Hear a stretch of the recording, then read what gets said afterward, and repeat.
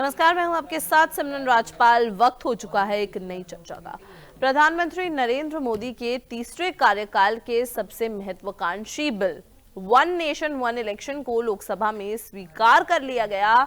ये पहली चुनौती थी जिसे इस बिल ने पार कर लिया, लेकिन इस बिल का कानून बनना अब भी बेहद मुश्किल है और इसकी वजह है बीजेपी का नंबर गेम, जो ना तो लोकसभा में है और ना ही राज्यसभा में। हालांकि लोकसभा और राज्यसभा में बीजेपी का बहुमत होता तो भी इस बिल का अटकना तय ही था लगभग, क्योंकि प्रधानमंत्री नरेंद्र मोदी के इस महत्वाकांक्षी बिल को one nation one election bill कहिए या एक देश एक चुनाव बिल कहिए, ये बिल कोई सामान्य बिल नहीं है, बल्कि लोकसभा और राज्यसभा से साधारण बहुमत से पास करवा लिया जाए और फिर राष्ट्रपति के हस्ताक्षर के बाद इसे कानून बना दिया जाए। ये बिल एक संविधान संशोधन बिल है, जिसका पूरा नाम संविधान संशोधन बिल 2024 है।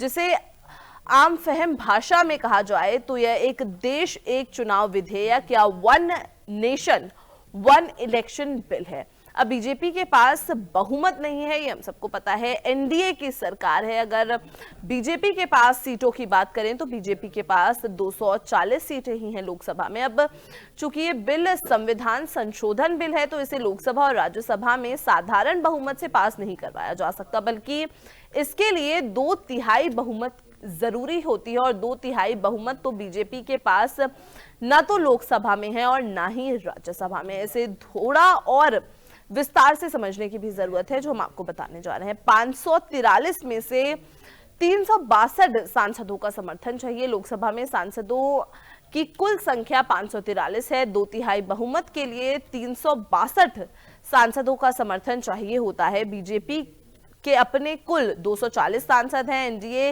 के सभी घटक दलों के सांसदों को जोड़ने के बाद भी बीजेपी के पास जो टोटल नंबर आता है वो 292 का होता है। यानी कि बीजेपी के पास लोकसभा में बिल को पास करवाने के लिए अब भी कम से कम 70 सांसदों का समर्थन चाहिए। फिलहाल बीजेपी को जो कि मिलता नहीं नजर आ रहा है। अब जेपीसी के पास इस बिल को भेज दिया गया है। इन तमाम मुद्दों पर आज हम चर्चा करने वाले हैं। हमारे साथ कई मेहमान भी जुड़ रहे हैं। भारतीय जनता पार्टी से हमारे साथ जुड़ रहे हैं प्रदीप बैस, राकेश अहीर हमारे साथ जुड़ रहे हैं समाजवादी पार्टी से, इकबाल अहमद हमारे साथ जुड़ रहे हैं कांग्रेस पार्टी से, और डॉक्टर पीके जैन हमारे साथ जुड़ रहे हैं राजनीतिक विश्लेषक के तौर पर। आप सबका स्वागत है। लेकिन सवाल लेने से पहले क्या कहा तमाम पक्ष और विपक्षी दलों ने, आपको सुना देते हैं।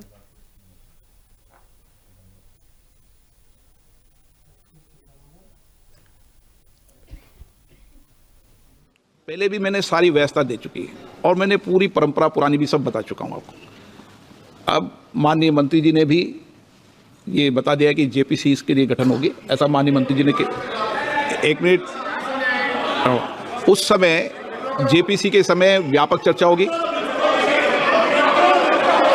और सब दल के सदस्य होंगे, उसमें डिटेल चर्चा होगी और उसके बाद जब बिल आएगा उस समय आपको व्यापक चर्चा, आप जितने समय चाहोगे उतना घंटे आपको व्यापक चर्चा दी जाएगी। पूरा समय दिया जाएगा, सबके दल के सदस्यों को समय दिया जाएगा। ये मैं आपसे कह सकता हूं कि उस समय जब इस बिल पे लाएगा तो पूरी डिटेल चर्चा होगी सभी माननीय सदस्यों को। जितने दिन आप चर्चा जाएंगे उतने दिन से आपको चर्चा का समय दिया जाएगा। मैं माननीय मंत्री जी से आग्रह करता हूँ अपनी बात रखें।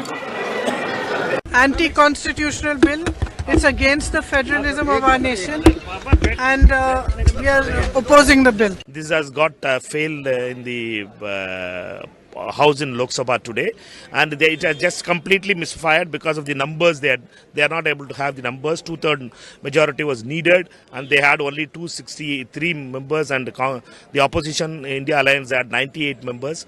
Therefore, this one nation one election is going to be just in paper only. This is failed today, and this is not going to happen. जनता ने बड़ी उम्मीदों के साथ हम सबको भेजा है और हम सब लोगों की जिम्मेदारी है।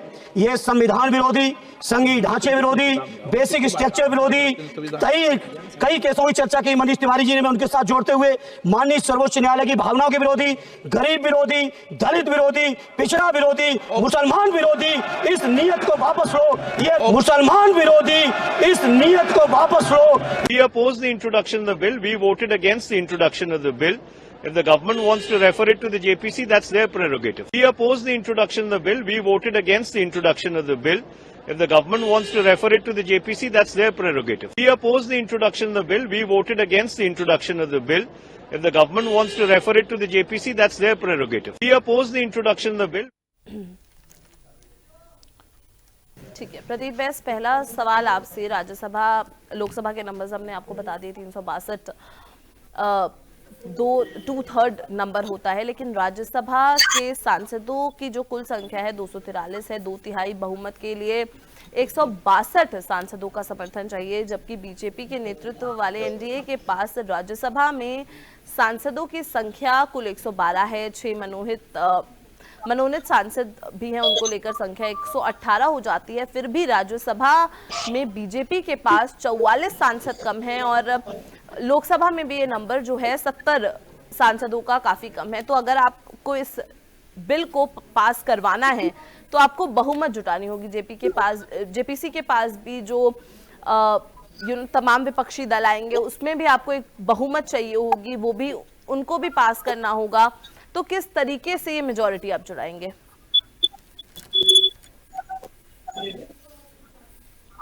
प्रदीप बैस जी जवाब दीजिए।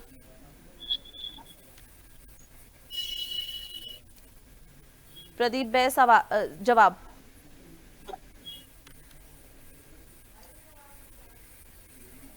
ठीक है, प्रदीप बैस तक हमारी शायद आवाज नहीं पहुंच पा रही है। राकेश अहीर जी, क्यों Samajwadi party one nation one election bill का विरोध कर रही है?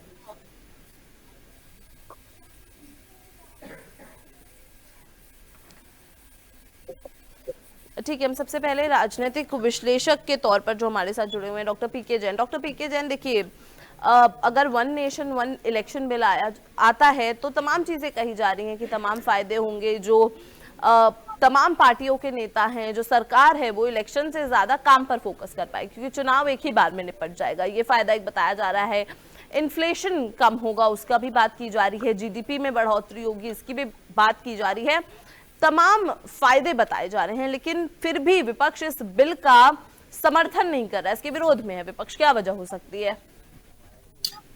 मेरी आवाज आ रही है आप तक? जी हाँ, तो इसके अंदर मैं 2-3 चीजें पहले स्पष्ट कर दूं जो हम लोग पिछले 2 कार्यकालों को और मोदी जी के हम लोग देख रहे हैं। डॉक्टर पीके जैन की आवाज थोड़ी सी बढ़ा दीजिए।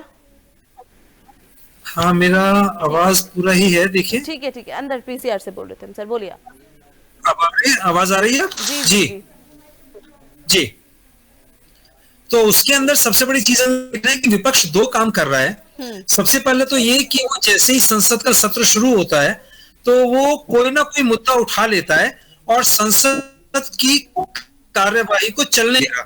ये मैं पिछले ये मान के चले 2014 के बाद की जो स्थितियां हैं, 2014 के बाद इतना नहीं था। हेलो, मेरी आवाज आ रही है?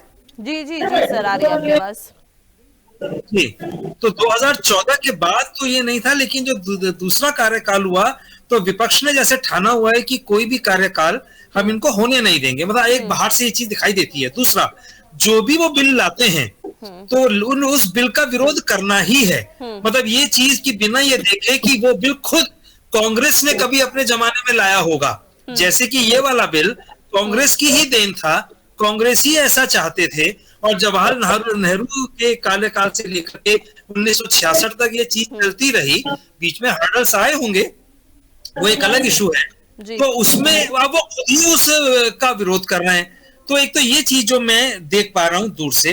अब दूसरी बात, ठीक है, पैसे हमारे इसमें बच सकते हैं। अब ये मैंने आज विश्लेषण किया कि ओवरऑल जो अभी हमारा खर्चा पूरे देश का आता है वो 4000 करोड़ के आसपास का आता है पूरे देश के अंदर। जो हमारा ये इलेक्शंस लोकसभा के जो होते हैं और विधानसभा के काउंसिलर के, निगम पार्षदों के, चीज में पंचायतों वगैरह के उसको मिलाने तो 8-10। जी कुछ कह रहे हैं आप? जी, आपने 4000 करोड़ बोला ना?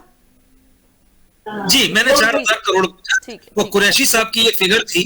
तो 4000 करोड़। और जब ये बिल आ जाएगा तो उससे हमें फर्क 2-3 हजार करोड़ के आसपास पड़ेगा। लेकिन जो ईवीएम मशीनें हैं इस समय कोई 40-50 करोड़ के आसपास है, उस समय हमको और ज्यादा चाहिएगी, लाख के हिसाब में हमको 1.5 करोड़ के करीब वो ईवीएम मशीन चाहिएगी, तो उनका खर्चा ज्यादा। तो यहाँ अगर ये सरकार कहती है, मैं देखिए विश्लेषण कर रहा हूं, मैं किसी की तरफ नहीं बोल रहा हूं, तो 2-1 हजार करोड़ का फर्क पड़ने वाला है, जो हमारे कई लाख ट्रिलियन कमेटी जो हमारा पूरा बजट है उसके अंदर ये एक पीनट है। जैसे कि 1000 रुपए मेरी अगर जेब में है तो 30 रुपए खर्च हो गए, तो इतना फर्क पड़ने वाला है, तो बहुत ज्यादा फर्क नहीं पड़ेगा जो हम लोग मान के चल रहे हैं। डॉक्टर पीके जैन, जो आपने ये नंबर बताया, ये आपने सिर्फ लोकसभा का बताया है या लोकसभा राज्यसभा सबका, विधानसभा सबका मिला के बताया है? मैंने लोकसभा और राज्यसभा दोनों का बताया है। इसके अंदर निगम पार्षद और नीचे की जो हमारी संस्थाएं हैं उनका खर्चा शामिल नहीं है, लेकिन अगर मोटा मोटा उसको लगा दिया जाए तो ये 5-6 के आसपास बैठेगा। अगर उस खर्चे को हम लोग शामिल कर लें, वो अभी फिगर आई नहीं है, लेकिन 2-4 दिनों में वो फिगर भी हमारे सामने आ जाएगी। ये मैंने वो खर्चा बताया जहां इलेक्शन ईवीएम से हो रहे हैं, और जो हमारे पास इस टाइम है लगभग 5 लाख के करीब है, वो 1.5 करोड़ पड़ेगी। अगर हम लोग वन नेशन से और भी है थोड़े बहुत आगे हो सकते हैं, तो उसका कि जो ये मोदी सरकार कह रही है कि खर्चे में बड़ा फर्क पड़ेगा, तो कोई बहुत ज्यादा फर्क पड़ने है, इसको इस तर्क को तो मैं लेने को तैयार नहीं हूँ। तो ये चीज हमें बहुत अच्छी तरह समझनी है। दूसरा सबसे बड़ी प्रॉब्लम जो इसमें, मैं अपनी बात खत्म करूंगा, मुझे सिमरन एक बात मुझे कहने दीजिए, इसके अंदर जो सबसे बड़ी प्रॉब्लम है ना, समस्या, वो इसकी इम्प्लीमेंटेशन पे आएगी। जो मैं पूरे सिनेरियो को कि ये इम्प्लीमेंट। सर आपकी आवाज हम तक पहुंच नहीं पा रही है। प्रदीप बैस हमारे साथ जुड़ चुके हैं भारतीय जनता पार्टी से। प्रदीप जी देखिए, जिस तरीके का विपक्ष विरोध कर रहा है इस बिल का, डॉक्टर पीके मान लीजिए, बिल्कुल विपक्ष का कहना बिल्कुल ठीक है। डॉक्टर पीके जैन, आपके इंटरनेट कनेक्शन में शायद कुछ प्रॉब्लम आ रही है, आप पहले उसको फिक्स कर लीजिए, तब तक हम प्रदीप बैस से सवाल लेते हैं। प्रदीप जी देखिए, आवाज आ रही है मेरी आवाज? सर आपकी आवाज थोड़ी सी फंस रही है। मेरी आवाज आ रही है? ठीक है, आप बोलिए, खत्म करिए अपनी बात सर। जी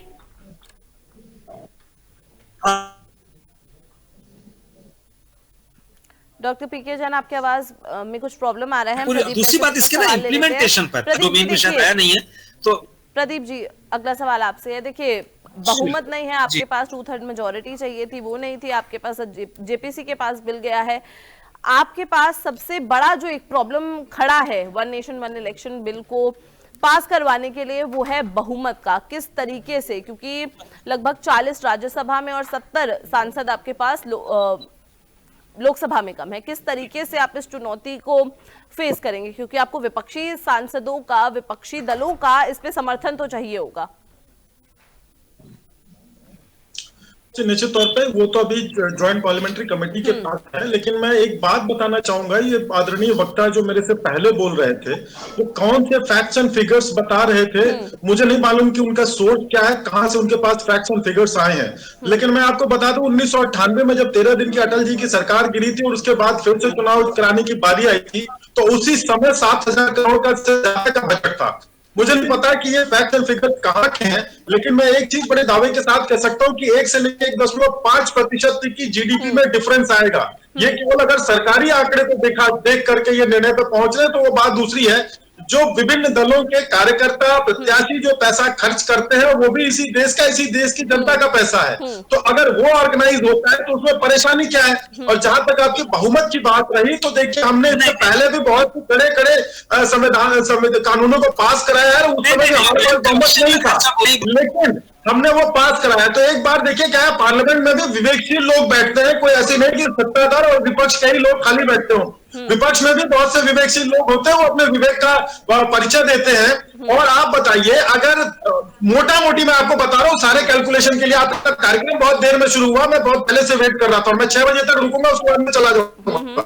लेकिन मैं जो फैक्ट्स आपको बताना चाहता हूं कि आप देखिए, एक गवर्नमेंट का फिगर होता है जो कि गवर्नमेंट के खर्चों को कैलकुलेट करता है, लेकिन जो प्रत्याशियों का प्रचार, पॉलिटिकल पार्टीज का जो खर्चा होता है वो, और बाकी प्रत्येक जो प्रत्याशी बनने का प्रयास करते हैं, प्रत्याशी हो जाते हैं, वो वो उनका भी खर्चा होता है। 1 से 1.5% का डिफरेंस आ रहा है जीडीपी के लिए, भारत जैसे देश के लिए, जबकि हम इतनी बड़ी इकोनॉमी है, ये कोई छोटी रकम नहीं होती। आप इसको साइडलाइन नहीं कर सकते। अगर किसी भी पार्टी का, किसी भी दल के प्रत्याशी का अगर पैसा बचता है तो उसमें बुराई क्या है? आप तर्क देते रहिए। 1967 तक एक जैसे चुनाव होते रहे। प्रदीप जैस जी, आपने जैसे कि जीडीपी की बात की, ये चीज मैंने अपने डिबेट के शुरुआत में बोली थी। देखिए, जीडीपी के साथ साथ कहा जा रहा है इन्फ्लेशन भी कम होगा। इन्फ्लेशन पर इसका किस तरीके से प्रभाव पड़ेगा, प्रदीप बैस जी? देखिए, इन्फ्लेशन तो देखिए 3 क्वार्टर में जो निकलता रहता है, आप बताइए, एक तरह से डबल प्रैक्टिस होती है हमारे यहाँ। हर तीसरे से छठे महीने के बीच में कोई ना कोई ऑन एन एवरेज चुनाव होते रहते हैं 5 वर्षों में। लेकिन सरकार ने इसको जब इसको लेकर के आई है तो सारे कैलकुलेशन पहले हो चुके थे। कांग्रेस की जो आदत है सरकारों को बर्खास्त कर देने की, अगर वो नहीं पकड़ी होती, वो बीमारी नहीं आई होती, तो शायद ये अभी तक ये परंपरा चल रही होती। कांग्रेस में भी समझदार लोग थे पहले। अब आपका एक बार प्रश्न फिर से दोहराते हैं कि आप कैसे डिफरेंस आएगा, क्या आपका प्रश्न क्या था? मेरा प्रश्न था कि इन्फ्लेशन, जैसे कि आपने जीडीपी की बात की, ये चीजें मैंने अपनी डिबेट में शुरुआत में भी बोली थी। जीडीपी हो गया, आपका इन्फ्लेशन हो गया, तमाम फैक्टर्स पर असर पड़ेगा वन नेशन वन इलेक्शन का। इन्फ्लेशन किस तरीके से कम होगा?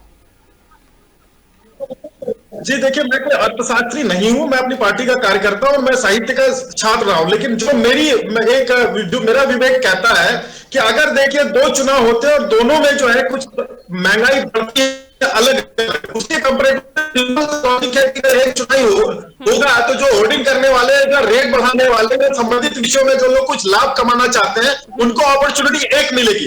ये सिंपल सा लेमैन्स लॉजिक मैं आपको दे सकता हूं अभी। लेकिन निश्चित तौर पर बड़े डीप डाउन अगर ड्रिल किया जाए तो ये बहुत ही एक सफल प्रयास होगा जनता के पैसे को बचाने का, व्यवस्था में फालतू के एक्सेस बर्डन नहीं डालने का। आप बताइए, किसी प्रदेश में चुनाव हो रहा है तो निश्चित तौर पर कैलकुलेट, अगर एज ए सोसाइटी हम कैलकुलेट करें तो चीजें जो होती है चुनाव के होने तक 2 महीने 1 महीने जो भी चुनाव की अपनी समय लगता हो, तो उससे जो प्रोडक्टिव आवर बढ़ रहे हैं, क्या अगर गवर्नमेंट ऑफिसर्स के अगर प्रोडक्टिव आवर उनके उन संबंधित विभागों में लगे तो क्या वो प्रोडक्टिविटी नहीं है अगर वो सारा काम छोड़ करके चुनाव कार्यों में लगते हैं? तो ठीक है, इकबाल अहमद जी से एक छोटा सा जवाब ले लेते हैं। इकबाल अहमद जी, देखिए, आपने सुना दोनों ने क्या कहा। प्रदीप बैस की भी बात आपने सुनी कि कांग्रेस पार्टी पर वो प्रहार कर रहे हैं। वहीं आपने डॉक्टर पीके जैन की भी बात सुनी, वो कह रहे हैं कि विपक्ष जब भी कुछ आने वाला होता है पहले हंगामा कर देता है। क्योंकि देखिए, वन नेशन वन इलेक्शन के समर्थन में भी काफी लोग नजर आ रहे हैं, क्योंकि कहा जा रहा है कि जीडीपी इससे बढ़ेगी, इन्फ्लेशन कम होगा, तमाम चीजें बोली जा रही हैं, कॉस्ट कटिंग होगी, जो इलेक्शन में करोड़ों रुपए खर्च होते हैं उसमें कॉस्ट कटिंग होगी, साथ ही साथ नेता जो हमेशा चुनाव प्रचारों में लगे रहते हैं वो एक ही बार में सब निपट जाएगा। फिर विपक्ष इसका विरोध क्यों कर रहा है? इकबाल अहमद जी, जो आपके साथ और हमारे साथ राजनीतिक विशेषज्ञ बैठे हुए हैं, हमको तो बीजेपी के प्रवक्ता को लगे कि बीजेपी के प्रवक्ता हैं वो, क्योंकि वो विपक्ष के बारे में ज्यादा बात कर रहे थे, सरकार के बारे में कम बात कर रहे थे। और दूसरी चीज, वन नेशन वन इलेक्शन की बात जहां तक आ रही है, वहां 51-67 तक ये चल ही रहा था election, one nation one election. लेकिन Modi ji one nation one election के लिए कैसे आए? इनको तो सरकार हमेशा गिरानी और बनानी रहती है। हर स्टेट में सरकार बनती है और तोड़ने का प्रयास करते हैं और तोड़ के फिर अपनी सरकार बना लेते हैं। तो ये चल सकेगा क्या? वन नेशन वन इलेक्शन हो पाएगा? ये ऐसा महसूस होता है कि ये चल पाएगा, क्योंकि मोदी जी तो हमेशा इलेक्शन मोड में रहते हैं, काम करने के मोड में तो रहते नहीं है, वो परमानेंट इलेक्शन मोड में रहते हैं। अगर वो किसी काम के उसमें योजना के उसमें भाषण देने भी जाते हैं तो इलेक्शन की ज्यादा बात करते हैं, योजना की बात कम, इलेक्शन की ज्यादा बातें करते हैं। इकबाल अहमद जी, प्रियंका गांधी का मैंने एक स्टेटमेंट सुना, वो कह रहे हैं it is against the constitution. कैसे ये कॉन्स्टिट्यूशन के विरुद्ध है, कैसे ये संविधान के विरुद्ध है?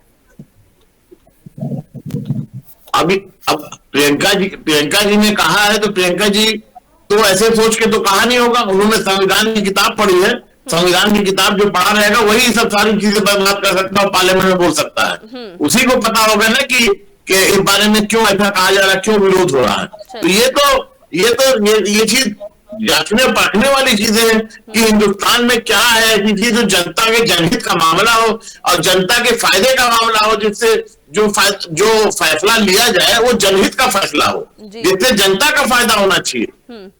ठीक है, हम वापस डॉक्टर पीके जैन का रुख करेंगे। देखिए डॉक्टर पीके जैन, इससे पहले वक्फ पर भी जेपीसी के पास जाना पड़ा बीजेपी को। अब वन नेशन वन इलेक्शन पे बार बार ऐसी स्थिति क्यों पैदा हो रही है कि भारतीय जनता पार्टी को या कह लें सरकार को जेपीसी तक पहुंच जाना पड़ रहा है अपने किसी भी बिल के लिए? नहीं, देखिए ये तो स्पष्ट है कि जो जनमत है उसमें कितनी सीट्स उनके साथ हैं ये हम अच्छी तरह जानते हैं। आपने भी वो फिगर बताई कि भाई 362 का समर्थन चाहिए और 292 का उनके पास फिगर है, जो कि लगभग 60-70 के करीब लोग कम पड़ते हैं। तो पास कराना तो ये इतना आसान नहीं होगा। और ऐसा नहीं है कि ये बीजेपी नहीं जानती, बीजेपी इस बात को जानती है, वो इसको इनिशिएट कर रही है। जो मेरा मानना है एक विश्लेषक के रूप में, जो मेरा मानना है कि ये कुछ नहीं होना, किसी के पास भी चला जाएगा तो वहां भी विपक्ष को विरोध ही करना है। भाई समर्थन तो करना ही नहीं ना, समर्थन करना होता तो वो यहाँ कर देता, या मान के चले तो वहां भी कुछ होना नहीं है।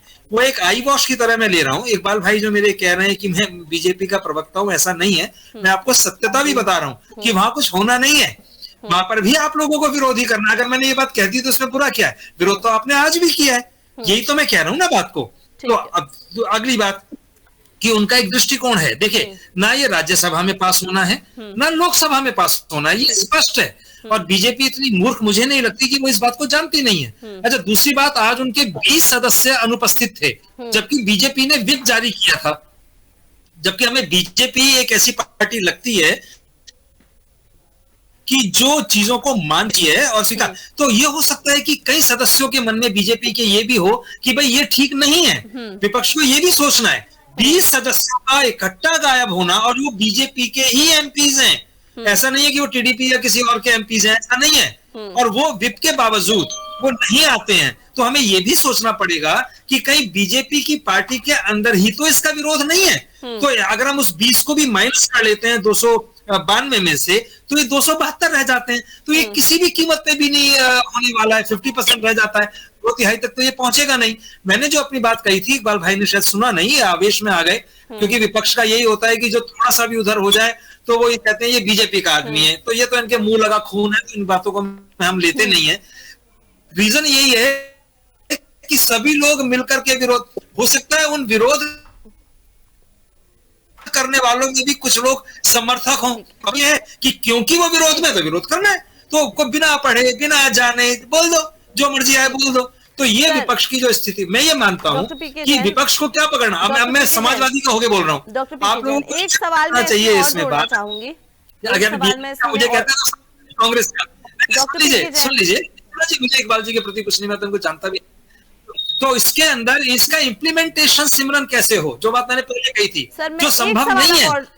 इकबाल भाई ने ये बात मेरी सुनी, बीजेपी ने ये नहीं समझी इस बात को, वो समझना चाहिए इम्प्लीमेंट नहीं हो सकता, ये प्रैक्टिकल नहीं है। मैं ये कह रहा हूं, मैं तो ये कह रहा हूं कि ये प्रैक्टिकल है ही नहीं, मैं ये कह रहा हूं। और बीजेपी क्यों इसके पीछे पड़ी है, ये हमको सोचना पड़ेगा। ठीक है, लेकिन सर यहाँ पे फिर जेपीसी क्या रह जाता है? सिमरन जी एक सेकंड सर, मैं सारे जवाब आपसे लूंगी। मैं जवाब देना चाहता हूं कि बीजेपी क्यों पीछे पड़ी है। आपने सवाल किया ना, ये सवाल का जवाब मैं दे देता हूं। ये बीजेपी इसलिए पीछे पड़ी है क्योंकि पार्लियामेंट में बार बार अडानी के मुद्दे को राहुल जी, प्रियंका जी, पूरा विपक्ष उठा रहा है कि ये भ्रष्टाचार को सामने उजागर किया जाए, क्योंकि उस अडानी को किस तरीके से रक्षा और सुरक्षा दी जाए वो पार्लियामेंट में किया जा रहा है, ना कि बार बार ये नई नई चीजें, नया शगुफा लाके छोड़ा जाता है, क्योंकि अडानी पर कोई मुद्दे पे बात ना हो सके, जेपीसी में जा न सके। अडानी पे जो पूरी दुनिया में इस तरीके से अडानी को देखा जा रहा है, वो राहुल जी सामने लाके दिखाना चाहते हैं, और वो पार्लियामेंट में देखना नहीं चाहते हैं। वो नई चीजें लाके पैदा कर देते हैं कि इसी पे बहस हो। अरे बहस तो जो बार बार कहा जा रहा है कि अडानी पे बहस करो, तो क्यों नहीं करते हैं? आखिर क्या वजह है? बस यही वजह है कि बीजेपी ये नया शगुफा लाती है, इकबाल जी, और कुछ नहीं है। इकबाल जी, अडानी पे हम ऑलरेडी बहुत चर्चा कर चुके हैं। डॉक्टर पीके जैन से हम एक और सवाल ले लेते हैं। डॉक्टर पीके जैन, जेपीसी का जो जॉइंट पार्लियामेंट्री कमेटी है, उसका यहाँ पर क्या रोल रह जाता है? नहीं, देखिए जेपीसी में ये होता है कि ज्वाइंट पार्लियामेंट्री जितने भी हमारे एमपीज होते हैं, हर पार्टी से कुछ लोग लिए जाते हैं, उसके एक प्रमुख बनते हैं और वहां जाकर के वो चीज डिस्कस होती है। तो ये जेपीसी का मेन मकसद ये होता है कि हर पार्टी के एक प्रमुख, जो भी एमपी, उसमें राज्यसभा के भी मेंबर हो सकते हैं, लोकसभा के भी हो सकते हैं, कि वो मिलकर के वो उनको अपनी बात समझाए। ये जो हम पूरा इतिहास देख रहे हैं, अब जैसे भाई जो विपक्ष ने कहा है ना, वो गलत नहीं है। वो सबसे बड़ी बात ये है कि ये इम्प्लीमेंट होगा कैसे। मान लो एक भी, मतलब मोटी सी 27 राज्यों में से एक राज्य की सभा अल्पमत में आ गई, गिर गई, तो आप पूरे 26 राज्यों का और क्या करेंगे? ये प्रश्न मेरा भी है सरकार से, बीजेपी से, कि वो लोग करेंगे, वो होगा कैसे वो काम? अच्छा, दूसरा, अगर ये हो जाता है तो क्या उन जैसे 11 स्टेट्स में चला जाऊं, मणिपुर को अगर छोड़ दूं, या कुछ और जो हमारी नॉर्थ की 7 स्टेट्स हैं और साउथ की हमारी 5-6 स्टेट्स हैं, आंध्रा को, केरला, तो क्या आप ये मान के चलते हैं कि केरला में बीजेपी जीत जाएगी? आंध्रा में, तमिलनाडु में जीत जाएगी? जो AINDMK है पार्टी, वो ये संभव नहीं होगा। अगर मैंने ये भी बड़ा दिमाग लगाया है इसमें कि अगर एक वन नेशन एक बार इलेक्शन अगर हो जाता है तो क्या सब जगह एक ही पार्टी का आना असंभव हो पाएगा? क्या कश्मीर में बीजेपी आ जाएगी या समाजवादी पार्टी कश्मीर में जीत जाएगी? वो संभव नहीं है। हमें ये चीज कई बार सोचनी भी पड़ेगी कि अगर मान लीजिए ये इंप्लीमेंट हो भी जाता है तो क्या पूरे नेशन में, पूरी देश में जितने राज्य या हमारे केंद्र शासित प्रदेश हैं, राज्य हैं, वहां पर क्या एक ही पार्टी आ सकती है? पूरी डेमोग्राफी कश्मीर की अलग है, ये हम अच्छी तरह जानते हैं। हम 7 स्टेट्स में चले जाएं, नागालैंड में चले जाएं, एक आध स्टेट को छोड़ दें, त्रिपुरा में चले जाएं, असम में चले जाएं, वहां क्या स्थिति रहेगी ये हमको देखना पड़ेगा। अब तो यानी कि अगर ये हो भी, अगर हम ये भी सोचें कि अगर ये हो गया तो क्या होगा? तो क्या पूरे राज्य में एक पार्टी, जो कि डर है विपक्ष का कि पूरे राज्य में एक ही पार्टी आ जाएगी सभी राज्यों में, क्या ऐसा संभव है? केरला में क्या बीजेपी आ सकती है? वो कभी भी नहीं आ सकती, मेरा ये कहना है। वो जितनी मर्जी जोर लगा ले, वो संभव नहीं है। तो इसका इम्प्लीमेंटेशन का मेरा जोर जो है बार बार यही है, और जेपीसी में यही डिसीजन होगा कि क्या होना है, क्या होना चाहिए, कैसे होना चाहिए, तो विपक्ष को जवाब देगी उसका। ठीक है, डॉक्टर पीके जैन, आपने डिबेट की शुरुआत में 4000 करोड़ का एक फिगर बताया था, ठीक है? आपने कहा वो मैं बता देता हूँ। हाँ, मैं बता रहा हूँ, मैं भूल गया, मैं आपकी बात को समझ गया। हमने भी वो फिगर कुरैशी साहब का था, सुन लीजिए, कुरैशी साहब का जो इलेक्शन कमीशन का खर्चा है, भाई साहब ने मेरी बात, मैंने कहा इलेक्शन कमीशन 5 जुलाई 2019 का ये डेटा है, कुछ वेबसाइट्स ने इसे पब्लिश किया है। 4000 करोड़ ईवीएम्स के लिए स्पेंड किए गए हैं। ईवीएम, मैं वही बात कहना चाह रहा था कि ईवीएम जो एक्सपेंडिचर ईवीएम का है, जो इलेक्शन कमीशन, उसके अंदर हमारे जितने भी सदस्य खड़े होंगे उनका खर्चा वो नहीं है जो हम जो जीतने के लिए कर रहे हैं। भाई साहब का कहना बिल्कुल ठीक था कि वो हमारा जीडीपी का 1.5% का खर्चा, उसके ऊपर परसेंटेज हमारी आती है, वो खर्चा इसमें शामिल नहीं है, क्योंकि वो खर्चा सबका हमारे सामने है नहीं कि वो दिखा कुछ रहे हैं और इलेक्शंस का खर्चा कोट करके बताया था। वो इलेक्शन कमीशन का 4000, आप वेबसाइट पर देख सकते हैं, ईवीएम्स का खर्चा है, फर्क है दोनों में। हाँ, ठीक कह रही है आप, मैं सहमत हूं आपके साथ। ठीक है, इकबाल अहमद जी, एक आखिरी कमेंट हम आपसे लेंगे। इकबाल अहमद जी जी, एक आखिरी कमेंट इस पूरे मुद्दे पर, वन नेशन वन इलेक्शन को लेकर जो भी विवाद चल रहा है उस पर एक आखिरी कमेंट।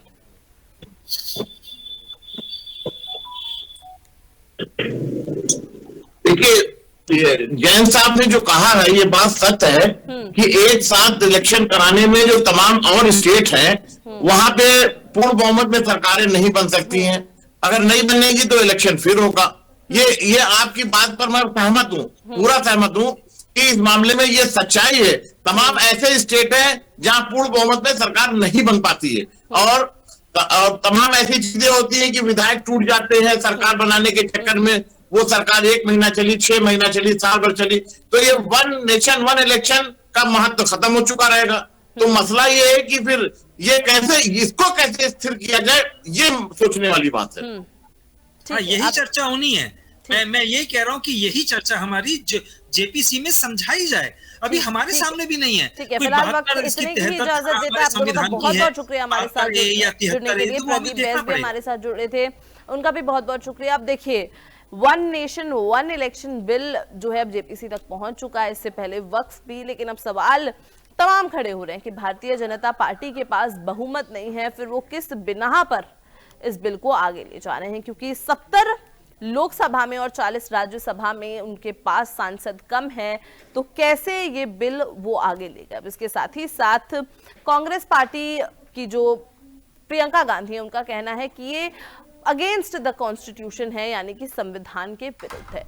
इन तमाम मुद्दों पर चर्चा हो रही है फिलहाल, लेकिन ये बिल आगे किस तरीके से बढ़ता है 2029 के चुनावों में, क्या इसे इंप्लीमेंट किया जाएगा, तमाम सवाल खड़े हो रहे हैं। लेकिन फिलहाल के लिए इतना ही। बने रहे हमारे साथ। नमस्कार।